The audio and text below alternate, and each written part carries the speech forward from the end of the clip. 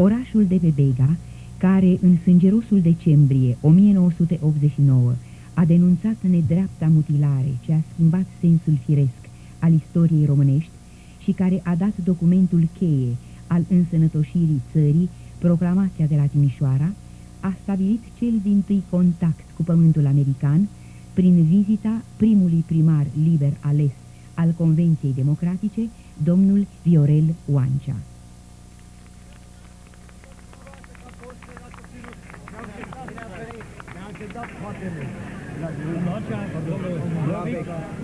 Din Birmingham, Alabama, mergem Timișoara, Zescu lucrează împreună cu noi, am trimis 18 containeri de semințe de porumb la Timișoara și mergem înapoi în Timișoara în seara asta.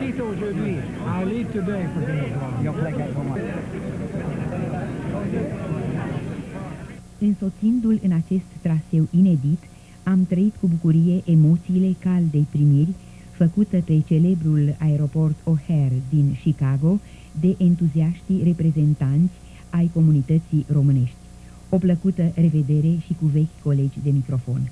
Și apoi un prim interviu realizat de Mircea Mititeanu de la postul de radio Proud Romania, Mândra Românie. Bine ați venit, cu căldură, cu prietenie și cu inimă de români, toți suntem cu dumneavoastră.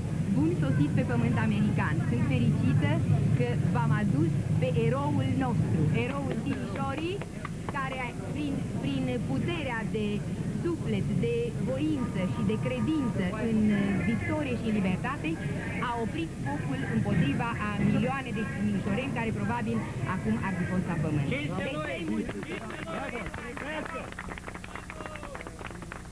În primul rând vreau să mulțumesc tuturor pentru calda primire făcută și de asemenea să știți că Timișoara și toată România așteaptă ca să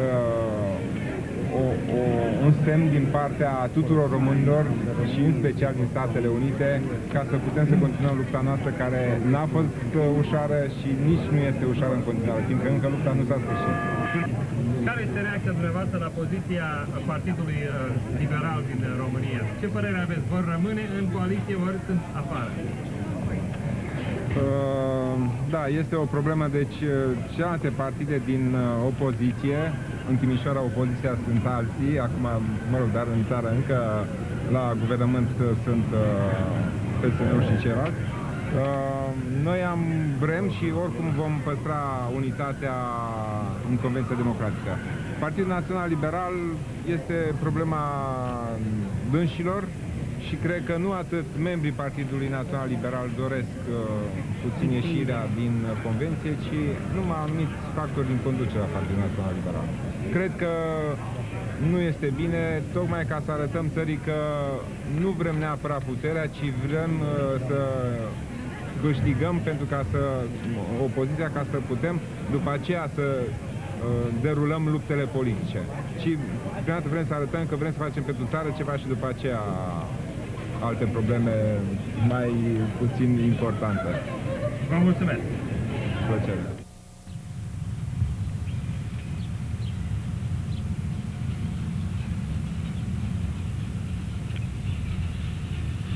A urmat un emoționant itinerar la 5 reprezentative lăcașuri de cult, dintre cele 18 ce aparțin comunității românești din Chicago, statul Illinois. Ne-am oprit mai întâi la Biserica Nașterea Domnului. Bun găsit! Bun găsit! Pare bine, Oancea. Bine ați venit! Din Arad! De nostra Timișoara. Din Arad, de la Radio Timișoara. Urări de bun venit ne-a adresat Ioan Pop, președintele Comitetului Parohial.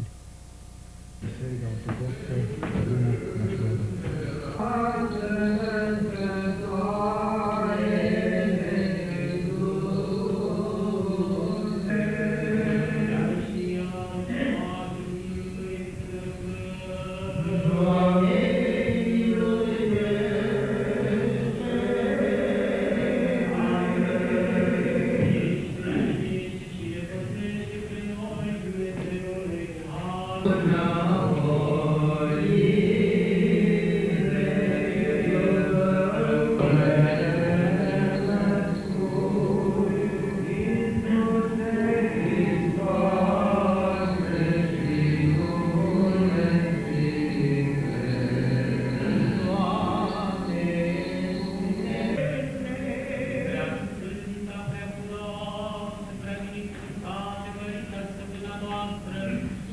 Dumnezeu născătoare și pururea Fecioară Maria cu toți Sfinții pomenitu. Țara aceasta, țara noastră, pentru toate orașele și satele și pentru cei ce cu credință locuiesc în frânțele Domnului să ne rugăm.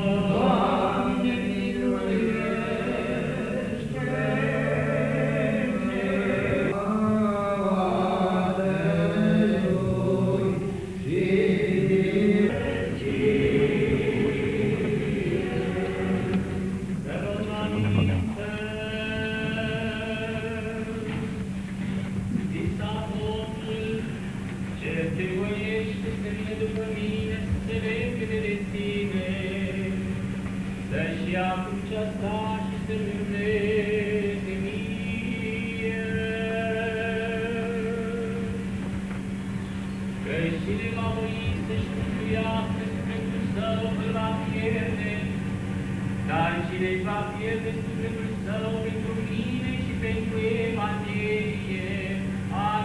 Calde strângeri de mână la această primă și de neuitat întâlnire cu oaspeți dragi din România. Românii de pentru tot la România. Noi suntem alături de ei. Subone Adam, Imperatul Banatul Iugoslav, român, Tare bine. Și bine ați venit. Bine și vă doresc găsit. succes la America. Mulțumesc.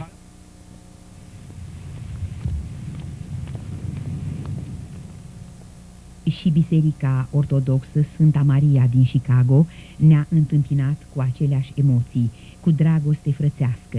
E semn de prețuire pentru un promițător început.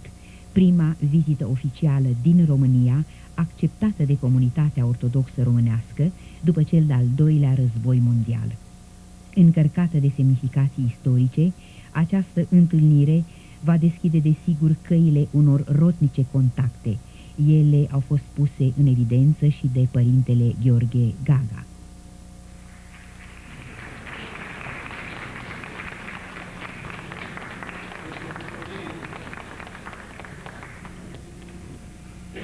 Mesager al unei noi ordine, al unui nou sistem democratic, care sperăm să ia în sfârșit loc, adică în țara la noi, pentru că noi știm cu toții, adică sistemul comunist încă nu s-a stins. Mai există în România.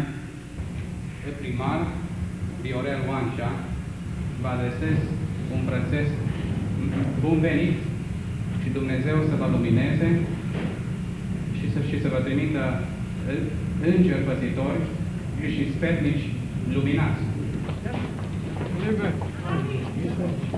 Sub semnul unor alese sentimente de prietenie s-a desfășurat și reuniunea cu membrii Bisericii Sfânta Maria din Chicago la un tradițional pahar de bun venit.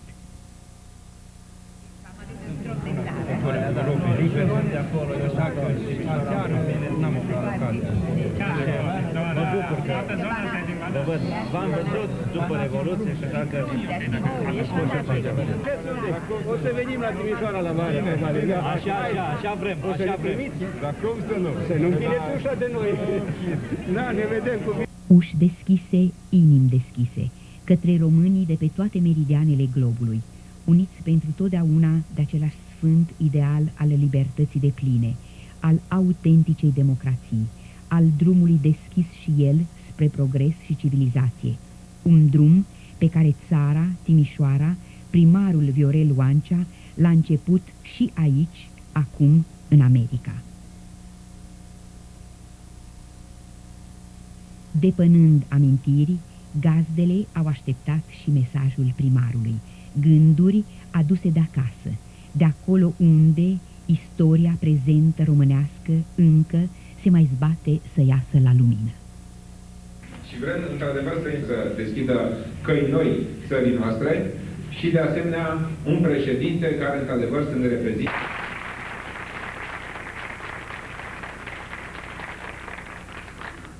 Și vreau să fiți mândri când spuneți că sunteți români. Deci nu numai în țară, ci și în străinătate, când se spuneți că sunteți român, într-adevăr să vă simțiți mândru. Deci, noi, Timișoara, timișorenii, vă întindem o îmbrățișare frățească și vrem ca împreună să facem altceva decât a fost până acum. Și vrem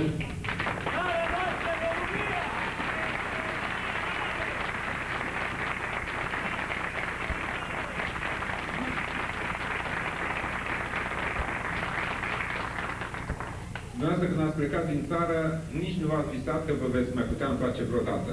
Ați plecat, trăgând în spatele noastră, vedeați o pelea de fier pe care nu veți mai putea o trece. Timișoara s-a ridicat și a dărâmat această pelea, a dărâmat aceste ziduri și e nevoie ca acum să facem în așa fel încât drumurile, indiferent de distanțe, să fie mult mai plăcute și mult mai apropiate.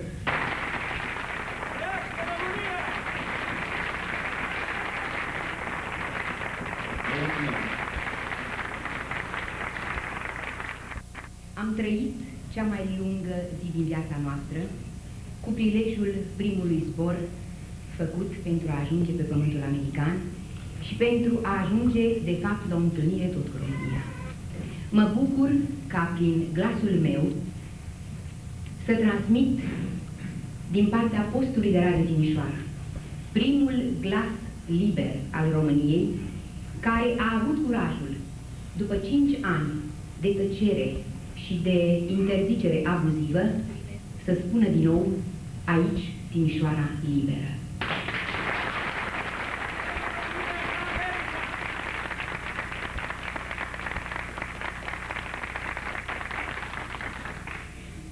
Noi nu am fi reușit să transmitem acest mesaj azi în Timișoara, mâine în toată țara, dacă, după cele câteva zile de infern în care noi toți am trăit, practic a fost un război moral, psihic, dincolo de războiul armat pe care noi l-am înfruntat și pe care am dorit să-l ducem până la capăt, chiar cu prețul sacrificiului. Dacă la capătul acestor zile cealaltă parte a țării nu ar fi răspuns chemării postului de radio Timișoara, singurul în acele zile capabil să poarte și să cheme la luptă întreaga țară, poate noi toți astăzi, cel puțin cei din Timișoara, am fi fost rași de pe fața pământului. Actuala guvernare a dovedit-o și nu odată că de fapt nu simte românește.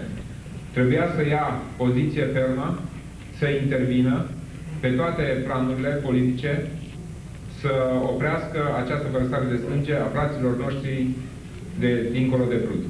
N-au făcut-o, ne-a tot temperat, a spus să așteptăm, încă nu-i momentul, încă nu e cazul, în stilul vechi comunist în care totul se rezolva de la sine sau nu se rezolva. Consider că aceasta a fost o dovadă că, de fapt, actuala conducere nu reprezintă interesele poporului român și cred că poporul ar trebui să-și dea seama și să nu le mai acorde încrederea la alegerile parlamentare și prezidențiale, deoarece nici Parlamentul, nici prezidenția nu au luat poziția care trebuia să o ia hotărâtă împotriva acestor lucruri grave care se petrec acum la granița Basarabiei cu Ucraina. Citind în ziare, am avut impresia că într-un timp moldovenii formează puțin o notă cam importantă, să zic așa, în politica actuală. Să știți că moldovenii sunt oameni foarte maleabili, iuți la mânie, dar buni și la treabă, însă sunt niște curente nefavorabile. Și v-aș ruga pe dumneavoastră să trimiteți mesageri înspre Moldova, să-i lămurească care ar fi calea cea mai bună, împreună cu dumneavoastră, celelalte părți ale țării, să lupteze și să realizeze țara ceva. Noi nu vom fi fericiți, că suntem bătrâni, să auzim de bine. La ieșire, un moment de reculegere la monumentul eroilor americani de origine română, căzuți în timpul celui de-al doilea război mondial și în Coreea.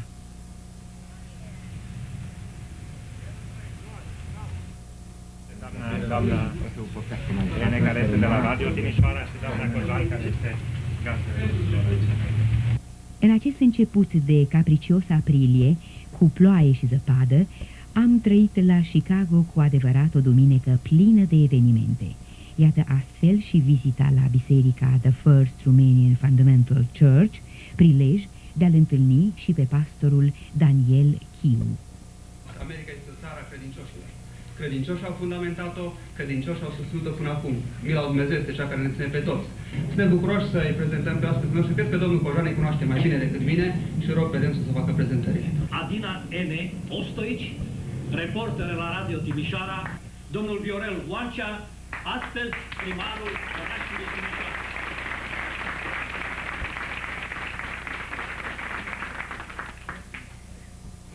Sunt deosebit de emoționat. Am venit de la 9000 de kilometri distanță, tocmai aici, ca să ne întâlnim, să ne vedem și să stabilim punți de legătură între românii din România și românii din America. Sper ca această vizită să fie de bun augur și întreaga țară să recepteze semnalul cuvenit, care este drumul spre adevărata libertate și adevărată democrație. Vă mulțumesc!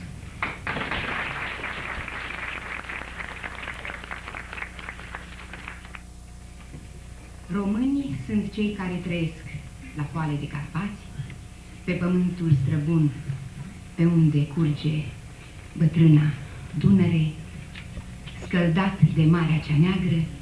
Români sunt pretutindeni acolo unde trăiesc românește și simt românește.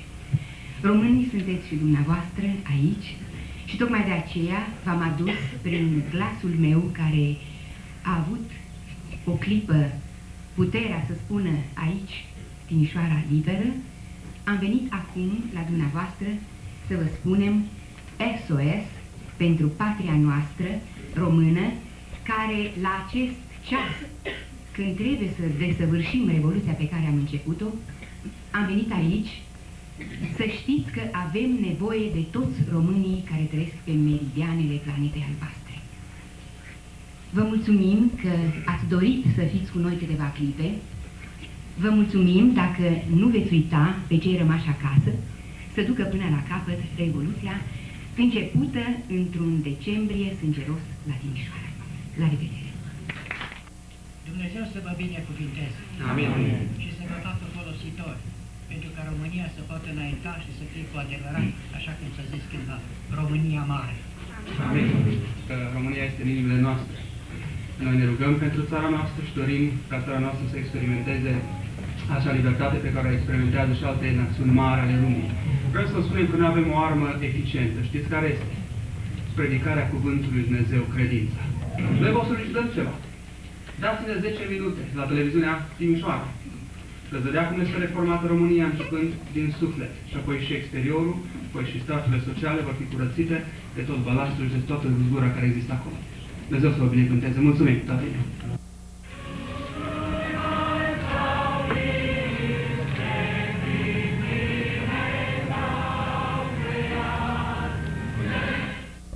La ceasul înserării am ajuns și la Biserica Română Baptistă din Chicago, unde, printre atâția români, l-am cunoscut și pe distinsul pastor Alexa Popovici. Tot banatul-i frunze.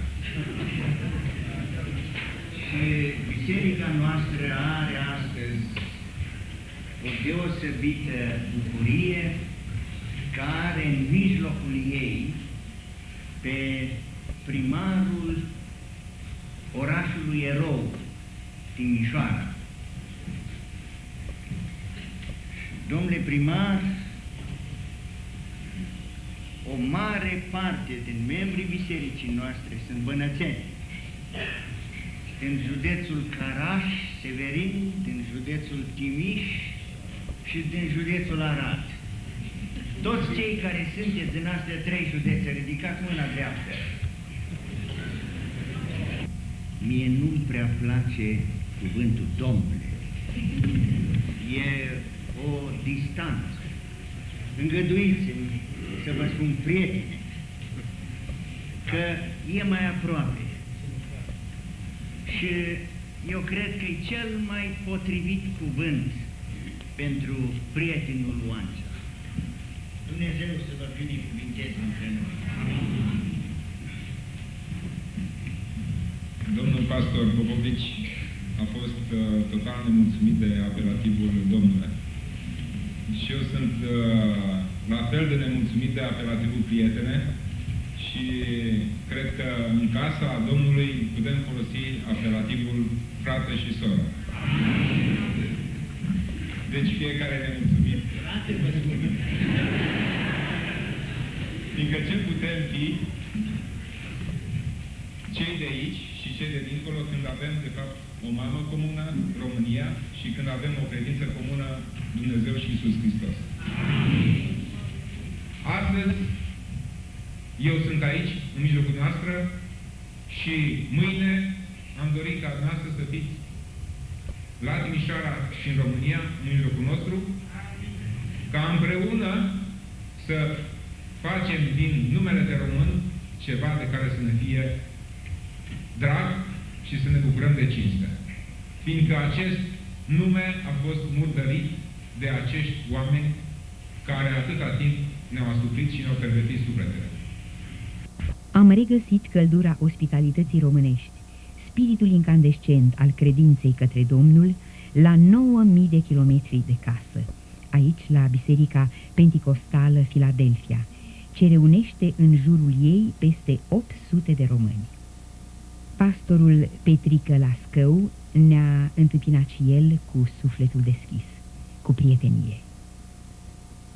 Au urmat schimburi de opinii incitante, proprii stilului deschis, democratic, american.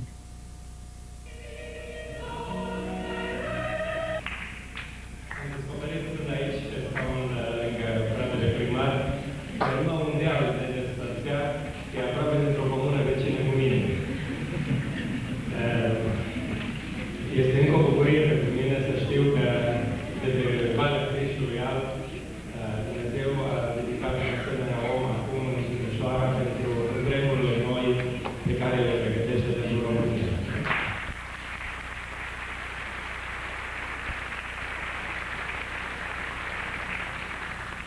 Ce părere aveți de monarhie? Este pentru dacă v-ați fi vorba cu oamenii contra? Poziția mea este poziția Partidului Alianțe Civice. Considerăm că actul de aplicare de la 30 decembrie 1947 este nul și neavenit.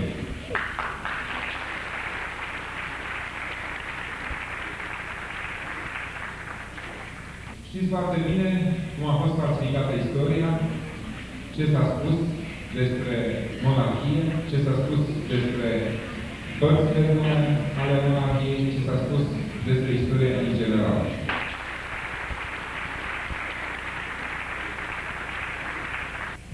Dar aș vrea să mă întreb ce s-a făcut cu Constituția cealaltă din 23, care a călcat-o comuniștii în picioare.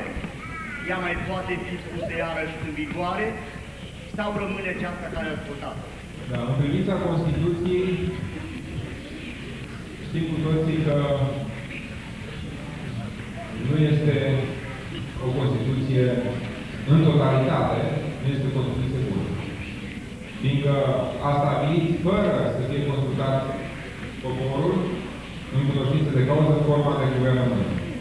Și au încercat să impună ca acest punct să nu poate fi modificat.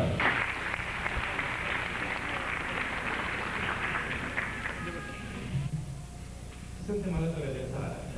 Inima este acolo și vă asigurăm de toată dragostea noastră. Și tot ce putem ne face.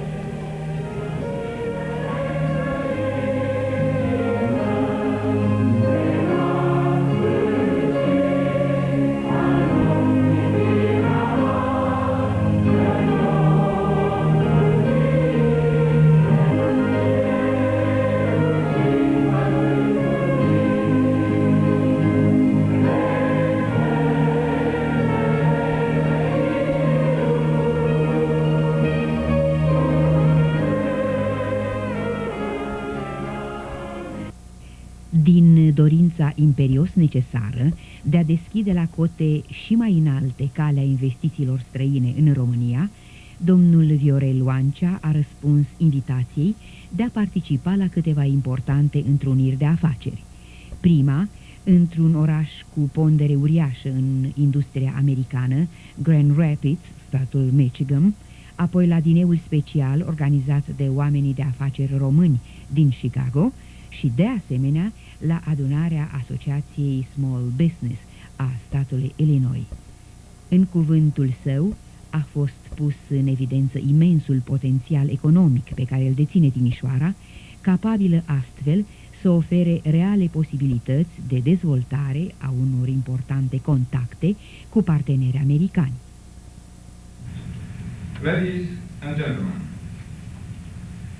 it is my large privilege and a high honor to be invited to speak tonight in front of such of distinguished audience as the Illinois Small Business Association with the occasion of my first visit on the American continent. S-a purtat un fructuos dialog cu multe și interesante întrebări și răspunsuri despre România, despre Timișoara, ilustrând cu mare entuziasm interesul general al oamenilor de afaceri americani pentru investiții în România. S-a creat astfel, sperăm, o punte reală și sigură spre colaborare. What is doing Romania now to convert from communist to capitalism? How they are doing about the private property and democracy and things like that. Factories. In about maximum 1 month, the land which before was belonging to the people that worked the land, the peasants, are going to go back to the people that worked the land, to the peasants. Going to start a corporation over there, and what's the capital gains tax rate? După semnarea documentelor de adeziune necesare pentru înființarea unei camere de comerț româno-americane, am mai asistat la un nou moment emoționant. Din zestrea de amintiri dragi, generoasele noastre gazde ne-au rezervat în finalul primei vizite în America o surpriză plăcută, o mică, dar semnificativă expoziție de artă populară. Un semn al nevoii de permanență, pentru că, în adâncul sufletului, fiecare român și-a purtat patria pretutindeni peste munți și peste ape.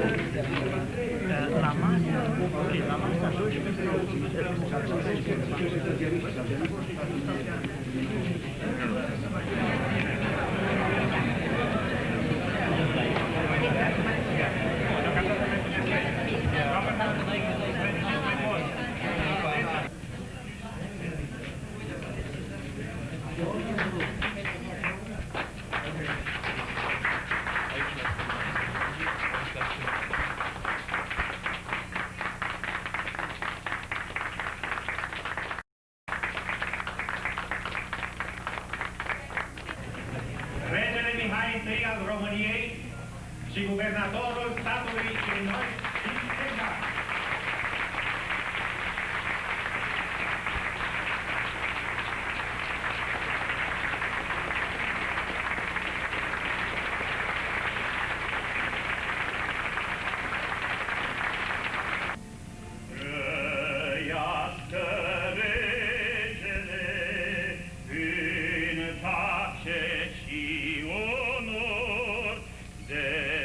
Țară iubită.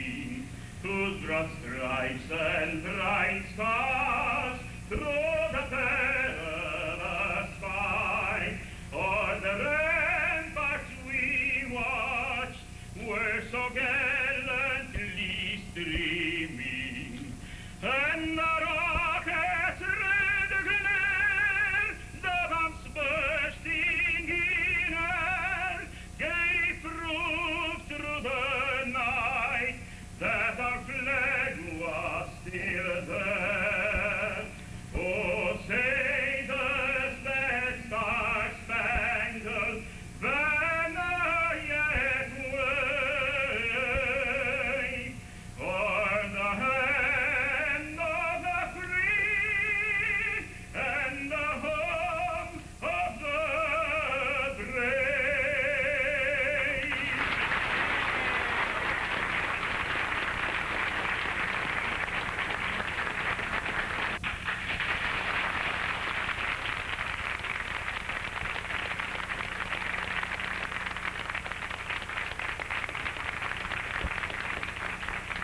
Majesty, we're very, very pleased in Illinois that we have so many Romanian Americans calling Illinois their home. They're an important part of our community, a community that's made up of many different ethnic groups, people who over the years have come to America, settled here in Chicago and Illinois to enjoy all the fruits of democracy. But someone gave me the biography on the king, and as I was telling earlier, I enjoyed very much reading his story. And as an American, I'm probably pretty typical of not knowing all the history of Romania. And from that book, I came away with even a greater admiration for Your Highness and for the leadership that you showed during a very difficult period in your nation's history as you led your nation as they threw off the yoke of Nazism. I have hope that you'll have the opportunity soon to return to your home and take part in the efforts that will rebuild Romania as communism is thrown off.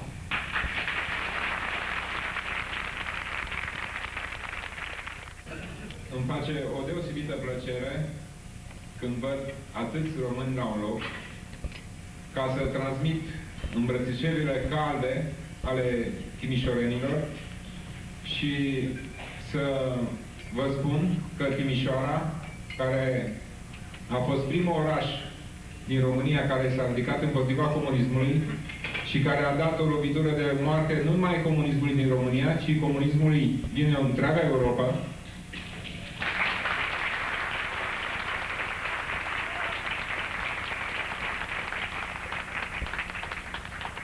fiindcă vreau să știți că motoul Timișoarei este comunismul s-a născut pe Neva și a murit pe Bega.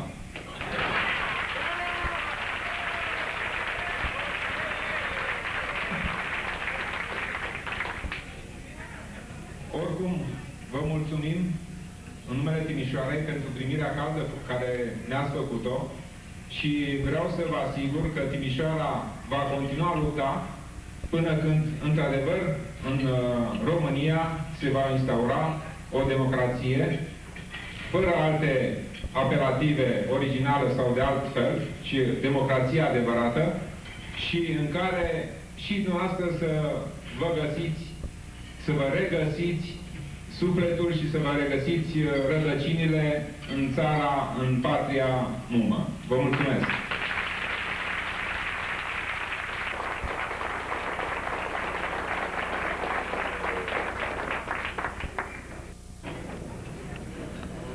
Sunt un pic emoționat, dar ca orice român și bănățean, îi zicem numai înainte. Majestate, domnule primar Oancea, onorați invitați, dragi prieteni și frați români, într-o scurtă perioadă de un an de zile, avem pentru a doua oară onoarea și bucuria de a avea în mijlocul nostru pe Maestatea sa Regele Mihai, de a petrece împreună cu majestățile voastre câteva ore. Pentru a doua oară avem posibilitatea de a vă arăta devotamentul și credința noastră în dreptatea cauzei pentru care luptăm împreună, pentru care aveți sprijinul nostru neprecupețit.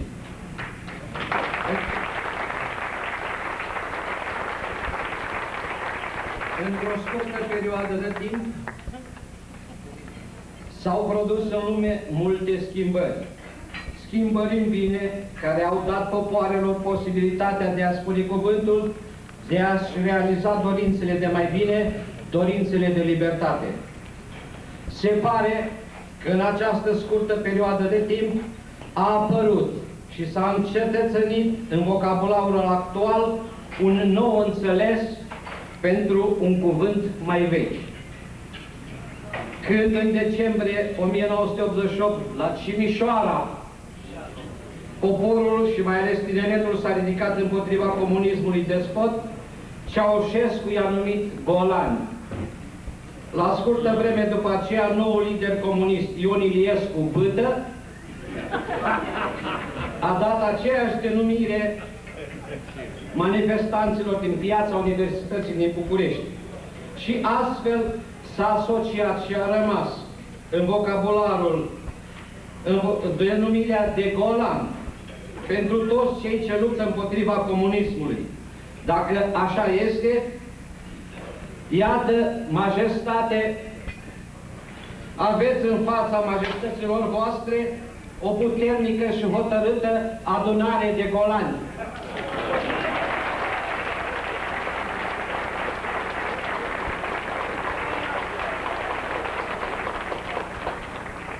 Golanii de aici, împreună cu cei din Timișoara, din București și din toată România, nu vor precupeți niciun efort, nu se vor opri din luptă până când România nu va fi cu adevărat liberă și democrată, până când România nu va fi repusă în hotarele ei stabilite de veacuri, atât la răsărit, cât și la apus, cât și la sud. Până când pe tronul României nu va fi repus acel care se cuvine să fie acolo de drept și de fapt, maestatea sa, regele Mihai, regele tuturor românilor.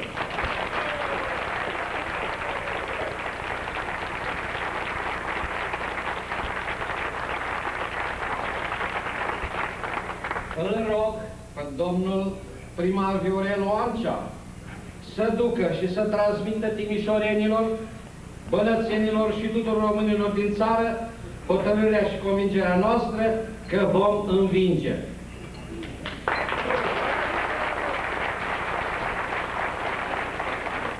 Să transmiteți conducerii actuale și în mod special domnului Iliescu Bâtă că oriunde se va duce în țară sau în afara țării, va da numai peste golani.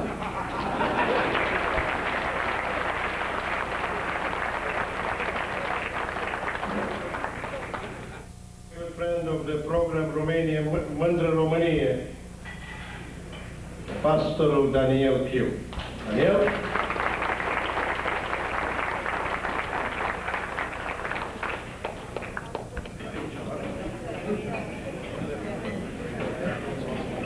Majestate, stimată audiență, prin grația lui Dumnezeu trăim în circunstanțe istorice care până în urmă cu câțiva ani păreau nu numai improbabile, ci imposibile. Destrămarea blocului comunist fără război sau beligeranță de orice fel este încă o dovadă a ceea ce Biblia afirmă, că Dumnezeu este Cel ce schimbă vremurile și împrejurările, că fiecare epocă istorică ține doar atât cât Dumnezeu a hotărât. Din istoria sacră știm că 40 este cifra ce reprezintă încercarea. 40 de ani a privegit poporul ales în pustie. 40 de zile a fost ispitit Fiul lui Dumnezeu în pustie. 40 de ani a fost încercat și poporul nostru în pustia ideologică sterilă a marxismului. Așa cum piatra mare desprinsă din munte a prăbușit în fărâme colosul politic al unei împărății ce se împotrivea lui Dumnezeu, așa s-a întâmplat cu colosul comunist. Dumnezeu a rupt cătușele, a sfărâmat jugul, a înlăturat noiaua care lovea poporul nostru. După 40 de ani, poporul român are din nou posibilitatea să aleagă. Să aleagă între a fi un popor creștin, civilizat, sau să rămână în umbra barbariei marxiste orchestrată de noul guvern nelegitim al României. Dumnezeu a acționat. Este sarcina noastră acum să acționăm împreună cu divinitatea pentru înfăptuirea visului nostru național. O Românie mare, liberă, trezită spiritual și ajunsă între popoarele înaintate ale lumii sub conducerea unui monarh temător de Dumnezeu.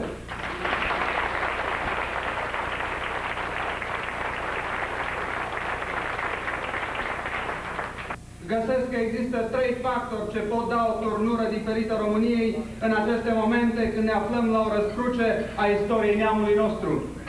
Un factor este Casa Regală a României, reprezentată de regele nostru. Din istoria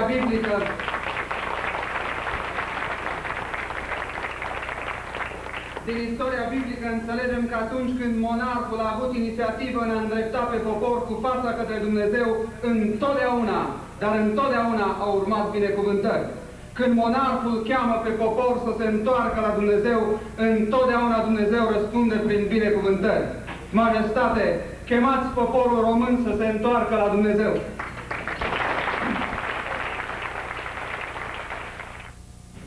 Your Majesty, Queen Anna, Princess Margarita, Domnule Primar, Mr. Moscow, distinguished guests, ladies and gentlemen, today is a day of significant importance for the life of the Romanian community in Chicago. We have amongst us His Majesty King Michael of Romania. He is a symbol of democracy, freedom and prosperity. In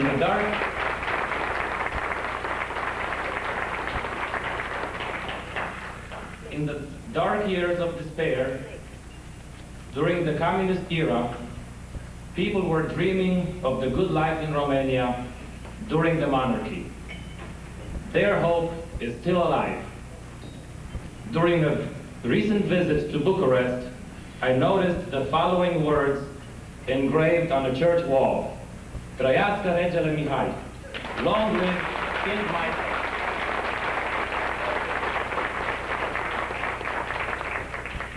We also had tonight Governor Edgar. He is well known for his statewide public service as Secretary of State and now as Governor, and he is admired by the Romanian community, especially because of his policies of fairness and responsible government.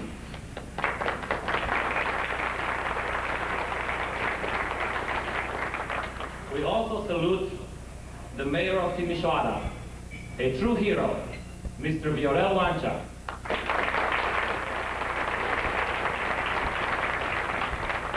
He projects the leadership and initiative that is so important in Romania in these critical years.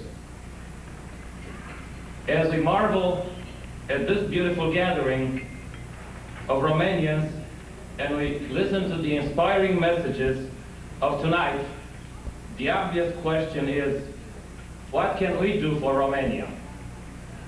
Of course, we need to continue to be exemplary citizens of this great democracy called the United States of America.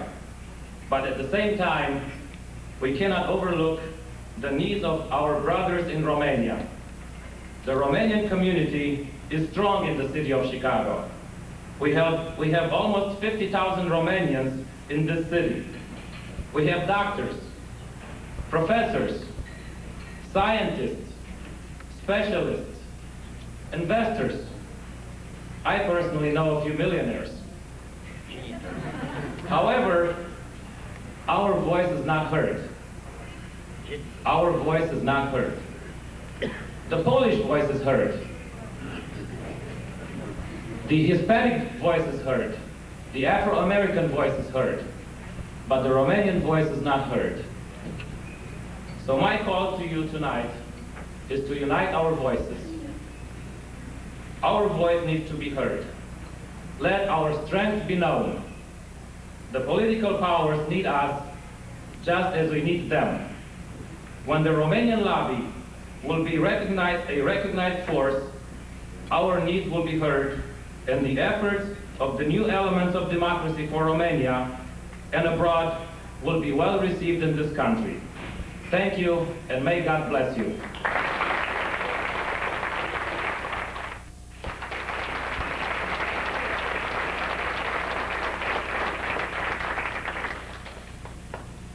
decembrie 1989, metropola de pe Begal este recunoscută pretutindeni în lume drept simbol al curajului ireductibil al românilor însetați de libertate.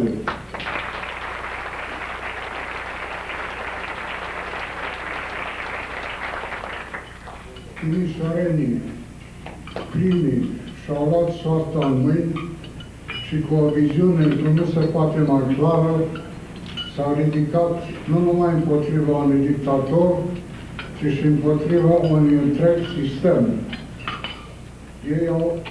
Ei primii au înțeles că între comunism și democrație nu poate fi niciun compromis și primii au plătit scump pe altarul libertății.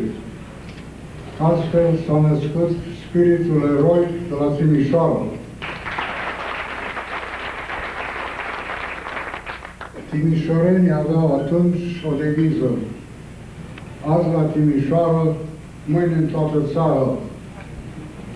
Știm prea bine că ceea ce a urmat acelor zile pline de optimism nu a prea corespuns principiilor venite de pe Begal.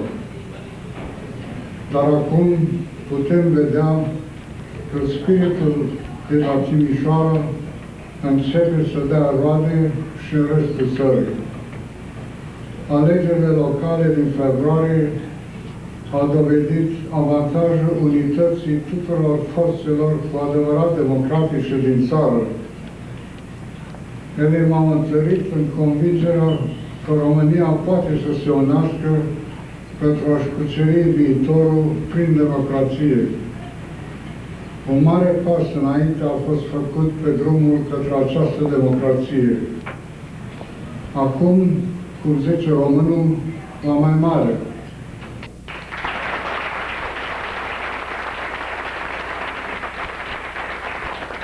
O Românie liberă, democratică și reintegrată în marea familie europeană.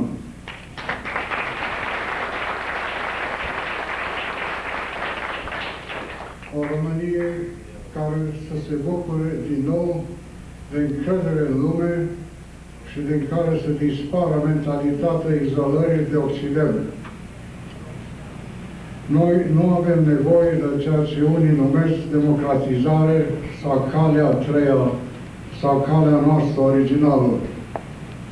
România nu va putea fi recunoscută ca fiind o democrație adevărată atâta timp cât multe din structurile și mentalitățile comuniste rămân neatinse. Și atâta timp cât la conducerea statului se mai află autopropușii din decembrie 1989, oameni care aparțin trecutului și dictaturii comuniste. De când nu ne-am văzut, istoria Europei de Est a continuat să se refacă chiar sub ochii noștri. Vara trecută a avut loc chiar la Moscova evenimente de mare răsunet. Acele câteva zile din august a dovedit încă o dată că sistemul comunist nu mai are nicio trecere pe lângă noile generații și că mersul spre democrație și libertate nu poate fi oprit la jumătate de drum. Pentru noi, toți românii, ziua de 27 august a căpătat o importanță istorică. Cu bucurie și adâncă emoție am văzut cum frații noștri din Basarabia s-au declarat independenți de Kremlin.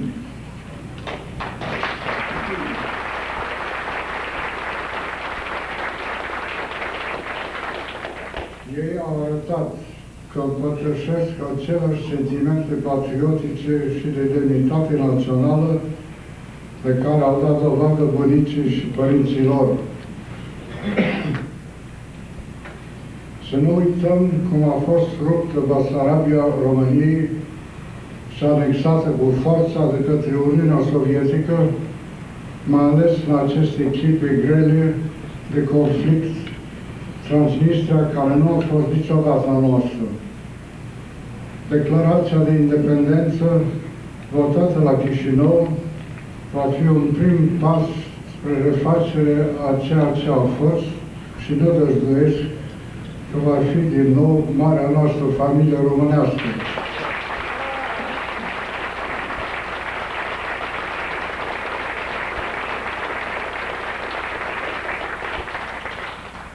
Să nu comitem păcatul istoric de a vorbi despre existența durabilă a două țări românești.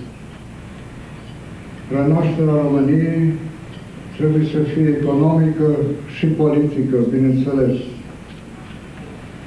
Dar așa cum a repetat de mai multe ori, ea are nevoie, în primul rând, de o renaștere morală și spirituală.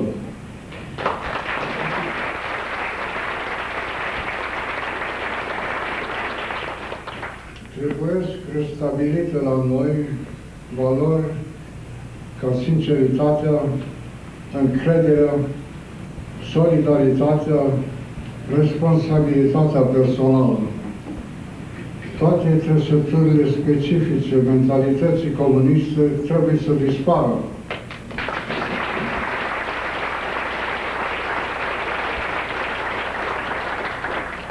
Mă gândesc la frică, la cezură, la bănuială, la industria de zvonuri, la servilitate.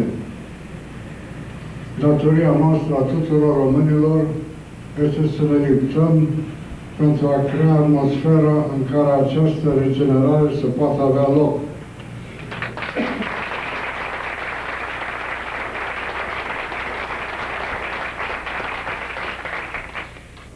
În acest proces, rolul monarhiei constituționale este de o importanță capitală.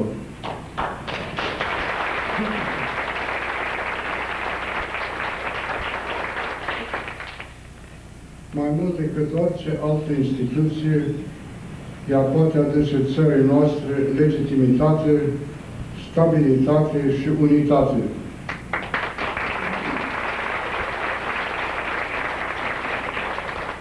O instituție în care, cum spunea Eminescu, patimile și asprimea intereselor momentane și trecătoare să se supună armoniei intereselor naționale.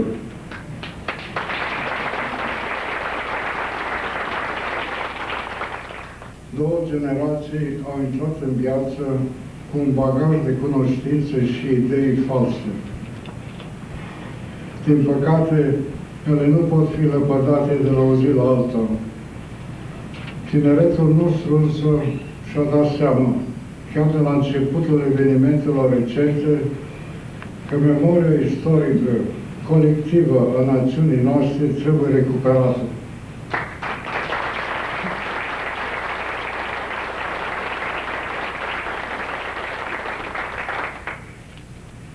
Și aici, rolul monarhiei este fundamental în restabilirea continuității noastre istorice.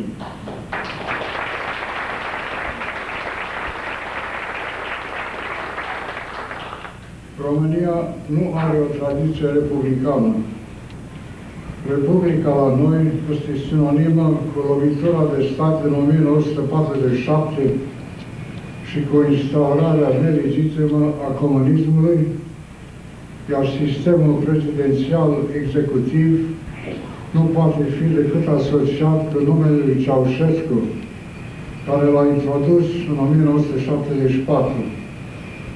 Rămâne de la sine înțeles că aplicarea forțată de la 30 decembrie 1947 este nulă și neavenită.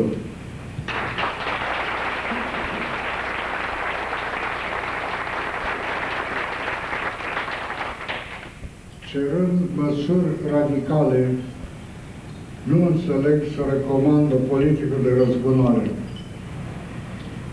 Sunt peste 4 decenii de când tradiția noastră a fost întreruptă.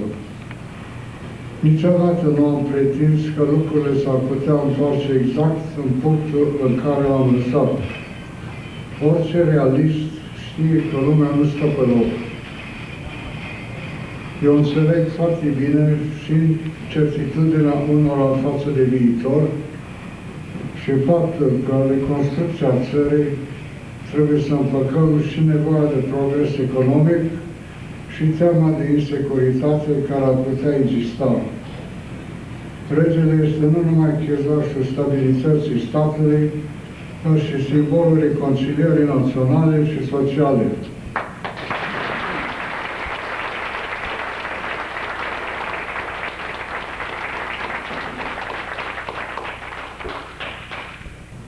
Oamenii trecutului comunism se tem de mine. Se tem pentru că ceea ce propun eu nu este o întoarcere înapoi, ci calea spre viitor. Este vorba de o autentică democrație și de reîntoarcerea României în Europa.